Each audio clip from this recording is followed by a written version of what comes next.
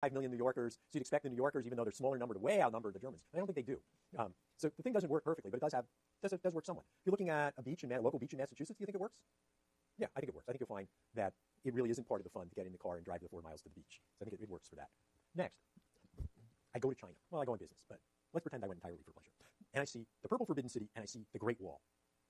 Guy comes up to me on the Great Wall, lady comes up to me on the Great Wall and says, "Oh, where did you come from?" And I say, "Oh, I came from California." And immediately her computer has already calculated my travel distance, the likely cost of my ticket, etc. It's already in her data set. And then I get lucky. The same day, or the next day, I go to the other site.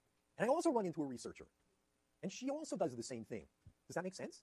I only traveled once, and yet I visited 2 sites. Each of the 2 sites thinks that I visited purely to visit them. So it could be wildly off, right? Absolutely wildly off. Now, I just wanted to know, what was the value to, Americans of the Forbidden City? I would not be able to get the right answer to that. I might do a little better if I were interested in what would the value be with and without something. Right? Then I might do better, because I'll make the same mistake twice and I'll subtract it once from the other. So there's a problem with, what's my cost when there are multiple destinations? Doing parks in Africa, you really have this problem. People will visit 3 parks in South Africa. Next, just what's a visit? So my co-author on the textbook, Gloria, and I often find places to go, and we drag along some piece of our families. This time and some of our other co-authors from other things. And this time we got 11 of us, spouses, children, and other co-author. And we marched them all up some exposed rock face, and we got a late start, and we killed everyone with the lightning, but that's a whole other story. But there's 11 of us, and we spent 7 days. How many visits is this? Is this 11 visits because there were 11 of us? Is it 3 visits because we came from 3 different families? Is it 77 visitor days?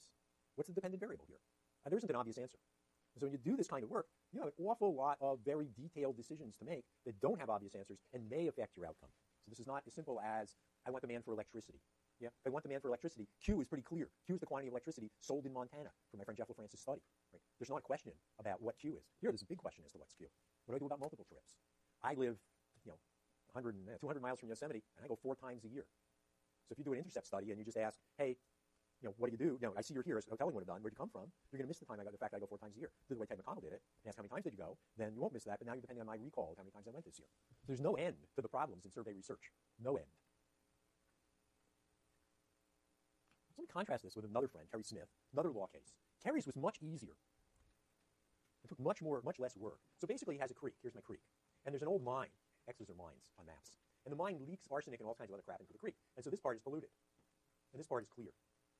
And it's just a bright line dividing the two. And he wants to know, what's the pollution worth? Well, it was pretty easy. All he had to do was count the anglers on the clear section and count the anglers on the polluted section. They're really close together. So there's no difference in transportation costs. So the difference in visitation is entirely due to the pollution. So he knows right away, what did the pollution do? That's a much clearer experiment. He doesn't have to ask anything. Right? He doesn't have to, how many times would you come fishing without the arsenic? He actually sees the people fish in a very similar situation, but no arsenic. That's much cleaner. If you can design something to do that, that's better. Yeah, it's 12 after. I think it's time for you. Instead of my going on to Mineral King. I'll tell the story of Mineral King because I like it, but I'm not going to tell it today. So another thing you can Google is Mineral King and Walt Disney if you want the whole story. It's a good environment story.